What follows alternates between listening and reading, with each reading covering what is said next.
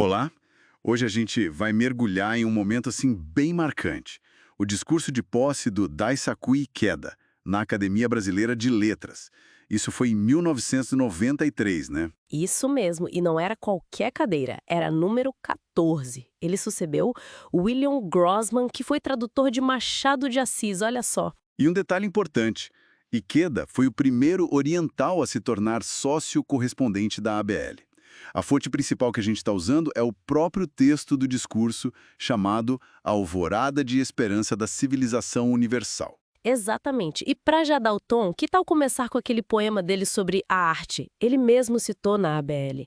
Um poema que já tinha sido apresentado na Academia Francesa. Boa ideia. Diz assim: a arte estende a sua mão e chama a alma para a serena floresta que enche de paz o coração humano. Lindo, né? Continua. Para o horizonte sem fronteiras da civilização universal. Dá para sentir a profundidade do pensamento dele, né? Totalmente. E só para contextualizar rapidinho para quem talvez não conheça tão bem, Ikeda foi um filósofo budista, né? Pacifista, educador, escritor, poeta e presidente da Soka Gakkai International, a SGI. Uma figura multifacetada.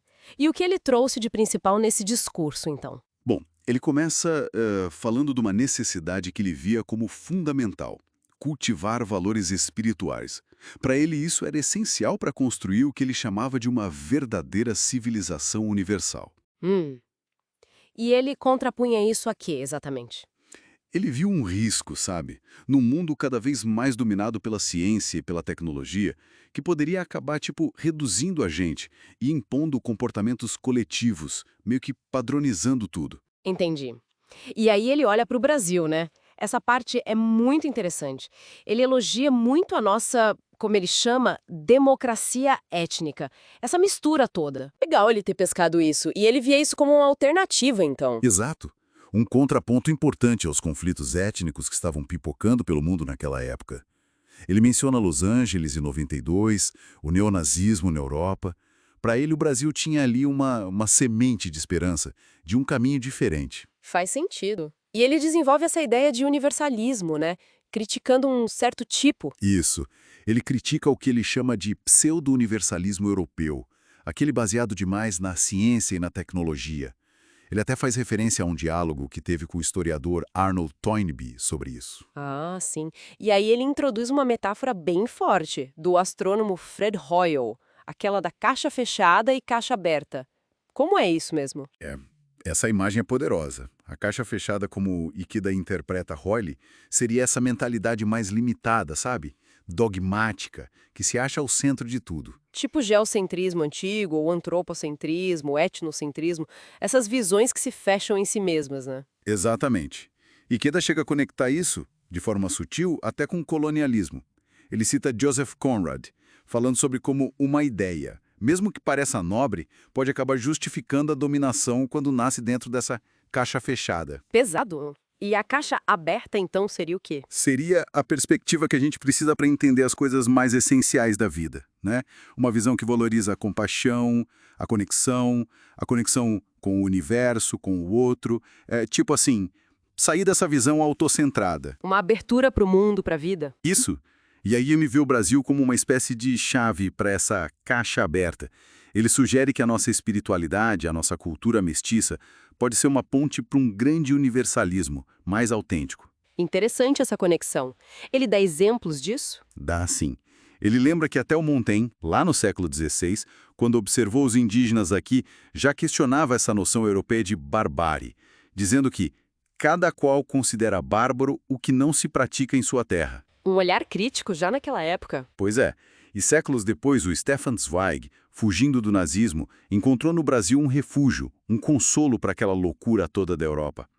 Ikeda usa esses exemplos para dizer, olha, o Brasil tem essa vocação para desafiar essas visões de caixa fechada. E onde mais ele encontra essa ressonância? Na literatura, talvez? Exatamente! Ele faz uma conexão brilhante com o Grande Sertão, Veredas, do Guimarães Rosa.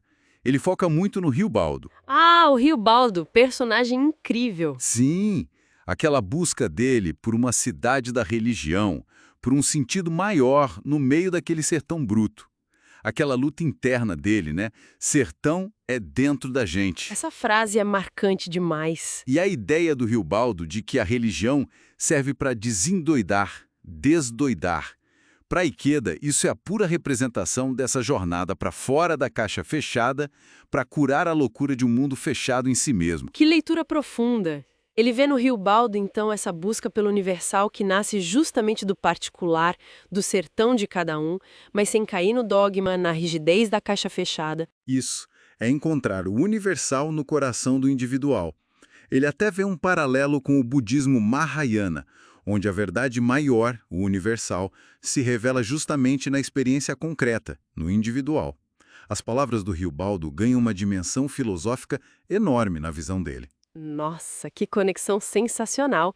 Então, resumindo, a mensagem central de Ikeda naquele discurso era essa aposta no potencial da cultura brasileira, nessa nossa capacidade de lidar com a tensão, com a diversidade. Exato. Como um guia para uma civilização global mais humana, mais esperançosa, que consiga superar essa mentalidade de caixa fechada. Uma visão muito otimista e de grande confiança no Brasil. Ele até cita o Austregésio de Ataide, que era o presidente da ABL na época, dizendo que ele viu o Brasil como uma força de esperança. Sim, ele reforça essa ideia. Usa versos muito fortes de Castro Alves, né? Aqueles que falam da força que resiste ao tempo. Ah, sim. Lindo demais. Como é mesmo? Heróis, como Cedro Augusto Campeia, Rijo e Vetusto, dos séculos ao perpassar, vós sois os cedros da história, a cuja sombra de glória vai-se o Brasil abrigar. É quase uma profecia, uma aposta no nosso futuro, ancorada na nossa história. Muito bonito e impactante para finalizar. Bom, fica aí uma reflexão para a gente, né?